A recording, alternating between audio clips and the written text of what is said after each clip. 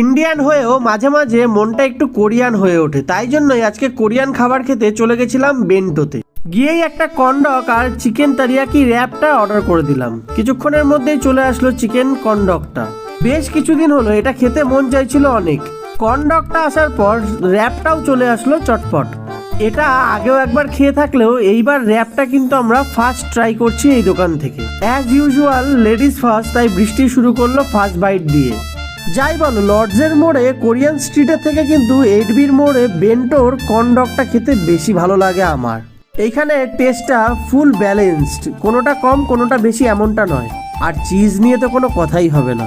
ঝটপট আমরা দুজনে মিলে কর্নডকটা শেষ করে বললাম এবার র্যাপটা খেয়ে দেখি, ফার্স্ট টাইম র্যাপটা কিরকম খেতে। এই চিকেন র্যাপটার দাম নিয়েছিল 129 টাকা মাত্র। যেহেতু আমরা দুজন ছিলাম তাই একটা গোটা র্যাপকেই ওরা 2 টুকরো করে দিয়ে দিয়েছিল আমাদের দুজনকে। আমরা এগুলো খেয়ে নিয়ে দেখা হচ্ছে অন্য কোনো ভিডিওতে, ততক্ষণে টাটা।